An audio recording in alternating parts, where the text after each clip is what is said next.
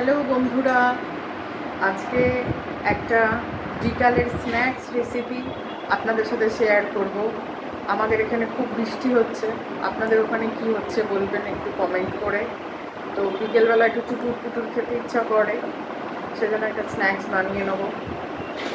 আমার চ্যানেলটাকে একটু সাবস্ক্রাইব করবেন, লাইক করবেন, কমেন্ট করবেন, আমার এগিয়ে যাওয়ার পথ একটু সুগম করবেন, আমার সঙ্গে থাকবেন। চলুন আপনাদের সাথে এই বর্ষার সন্ধ্যায় একটা চুটুর পুটুর রেসিপি শেয়ার করছি। আমার এই রেসিপিটার জন্য আমি কি কি ইনগ্রেডিয়েন্টস নিয়েছি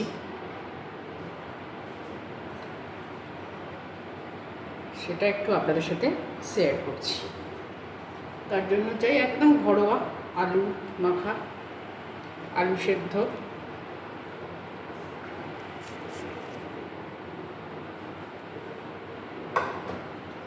আর একটু পেঁয়াজ কুচো, লঙ্কা কুচো নিয়ে নিয়েছি, নুন, লঙ্কা গুঁড়ো, মরিচ গুঁড়ো, কর্নফ্লাওয়ার আর একটু খাবার সোডা। এগুলো দিয়ে ভালো করে আমি আলুটা মেখে নেব।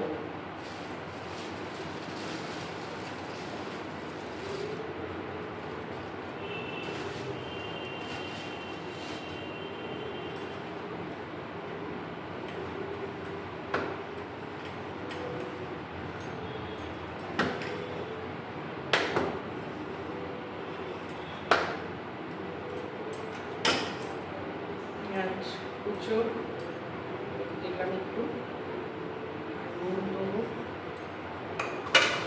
খাবার সোডা দেবো, মরিচ গুঁড়ো দেবো,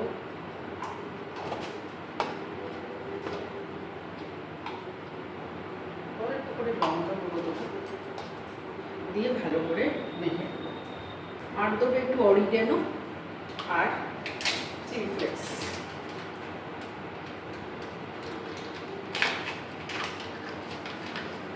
একদম একটুখানি থাকলে দেবেন, না হলে লঙ্কা গুঁড়ো করেও দিতে পারেন, কোনো অসুবিধা নেই।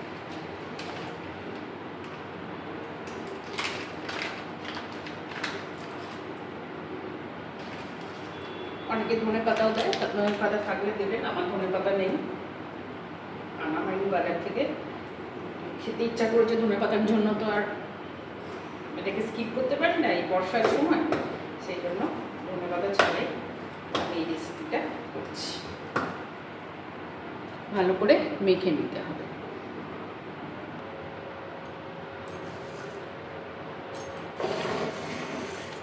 আপনাদের দেখাই কিভাবে টিক্কিগুলো করবেন।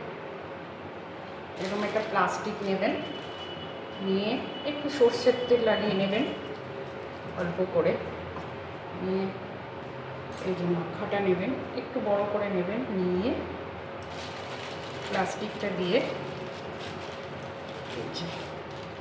একটু হাতে দিয়ে চাপ দেবেন, এটা স্প্রেড হয়ে যাবে। এরকম একটা কাটা ফাটা, আমার কাটার নেই তাই এরকম ঢাকনা দিয়েই করছি। একটা এই দুটো শেপটা চলে এলে শেপের বাইরের যেটা সেটা নিয়ে ওটা আবার কাজে লেগে যাবে, দিয়ে খুন্তি দিয়ে এরকম করে তুলে রেখে দেবে। সবগুলো বানিয়ে নিয়ে আপনি তবে ভাজবেন। এই দেখুন আমার বানানো হয়ে গেছে। আর একবার আপনাদের সাথে শেয়ার করছি, দেখুন একটু মোটা রাখবেন, খুব বেশি পাতলা করে দেবেন না, তাহলে খেতে ভালো লাগবে না। কাটা হয়ে গেল, এখান থেকে সরিয়ে নিই, একটা শেপ হয়ে গেল। আর আমার কড়াইতে তেল দিয়ে দিয়েছি, এই দেখুন তেল দিয়ে দিয়েছি, তবে খুব বেশি দেবেন না, যতগুলো হয় ঠিক ততগুলোই দেবেন। আপনারা ডিপ ফ্রাই করতে পারেন, কিন্তু আমি ডিপ ফ্রাই করবো না, আমি স্যালো ফ্রাই করবো।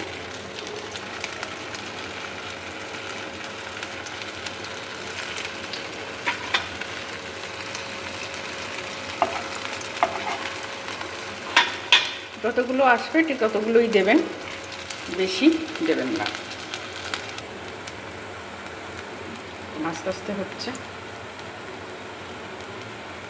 একটু সময় নিয়ে একটু ধৈর্য নিয়ে করতে থাকবেন।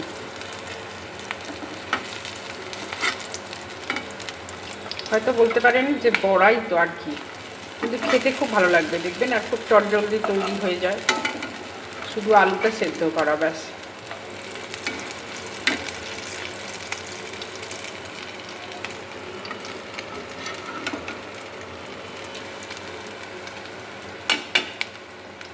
একটু সস দিয়ে বৃষ্টির দিনে ভালোই লাগবে খেতে। বর্ষার বিকালে সস আর মেয়োনিজ সহযোগে এই নতুন আইটেমটা করে একটু দেখবেন, ভালো লাগবে খেতে। পরিবারের সঙ্গে বসে গল্প করতে করতে খাবেন। আমার ব্লগটা ভালো লাগলে আমাকে সাবস্ক্রাইব করবেন, লাইক করবেন, কমেন্ট করবেন। আজকে এইটুকুই, ব্লগটা এখানেই শেষ করছি।